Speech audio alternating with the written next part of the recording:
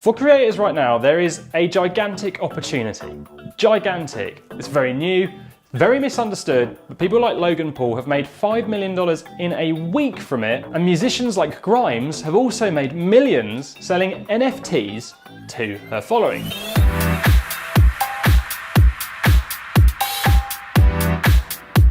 So I'm going to get you up to speed with what that is. What is an NFT? NFT stands for non-fungible token. What the heck does that mean? Well, non-fungible means a unique item that you can't replace with anything. So the Mona Lisa, for example, that's non-fungible because there is one of them. And we all agree there is one original Mona Lisa, right? And that gives the painting loads of value because it's very famous and there is a demand for it. Non-fungible tokens give anything in the digital world the ability to be non-fungible like the Mona Lisa because of the way information can now be stored on blockchain. So you can take this Instagram post, you can copy and paste it and make millions of copies. In fact, that's exactly what they do with the Mona Lisa too when you think about it. You can get a print of it, even a very good painted version, but it's still not the original, is it? With NFTs though, they enable you to take this image and say this image here is the original. It's the Mona Lisa hanging in the art gallery version. And anyone who screenshots it has a copy, but this here file is the original, nothing else. So because of this, anything digital can now become an original. But how? Well, the process is called minting. So you can take a digital file, a JPEG, a GIF, an MP3, an MP4, and you can do what's called minting it and then sell it on an NFT marketplace. Minting takes the digital file and then puts it on the Ethereum network and stores it as a non-fungible token. So it's like a big safety deposit box which can't be altered, and that holds the file. The movement of this file can then be tracked forever, ensuring that you can always see that it's the original item. It's very similar to how most valuable art is stored too, in a vault. But with traditional art, security has an eye on it all time, just stands there looking at it to make sure no one steals it. With NFTs, there's no need for human watching and tracking because the blockchain will do all of this for you. I get this is a little bit hard to understand, a little bit mind-blowing, but basically NFTs mean anything digital can have a one true original version, and that means things like digital art, your music, your social media posts, anything you have online can be an original and therefore can have value. And a tremendous amount of value at that too. So Jack Dorsey recently turned his first ever tweet into an NFT and sold it for $2 million, which is crazy. But someone now owns a very historical part of the internet's history, legally. I'd really recommend you try to stay open-minded because you could be looking at a life-changing event here. For example, musicians can now sell their original MP3 of a song to their top fans for top money. Writers can sell their original digital books. Gamers can buy land in games, which they will then own. They can build things on, make their own characters, and then sell them. And these things will have worth because there will be demand and they will be an original. And what makes this even cooler is when you put an NFT up for sale, you can actually set a percentage that you earn when someone resells that NFT. So you could sell something for $1,000 and say, I want 10% of the resale. And then when the resale happens, you make that money, which you just don't get in traditional sales in the real world. So that's the basics of NFTs. Now what you need to do is start making your own and then selling them. And there are some platforms out there that make it incredibly easy to buy and sell, and these are known as marketplaces. Now the first one I want to show you is OpenSea. As confusing as this whole thing might sound, OpenSea is a breath of fresh air. It's very, very easy to set up and store and sell your NFTs. It's fast, it's reliable, and I built my NFT store here in a matter of minutes. Creators can make their own items on the blockchain using OpenSea's item minting, and you can use it to make collections of NFTs for free without the need for a single line of code.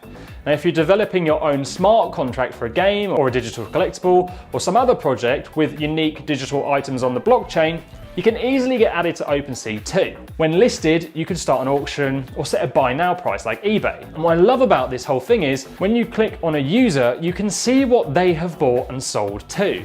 In fact, you can see past prices NFTs have gone for, so it's really easy to see what's going up and down in value.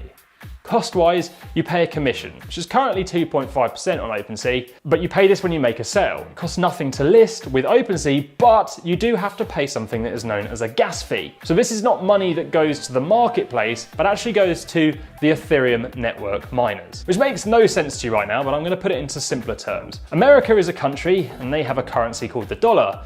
In order to do business in America, you have to pay a tax, right? This is a real simplification of what a gas fee is.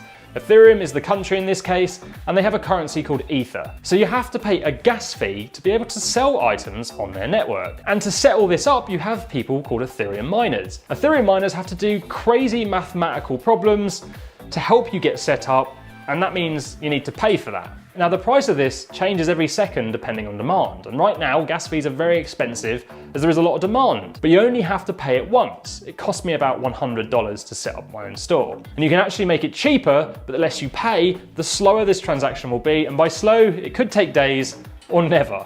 So it's kind of like Visa and MasterCard taking fees to process transactions, but in this case, they have to do a lot of processing, which is why it can cost a lot. This is one of the downsides to NFTs, and it's something the Ethereum network is working hard to fix because nobody wants to pay loads of money to list things. The next platform to check out is Rarible.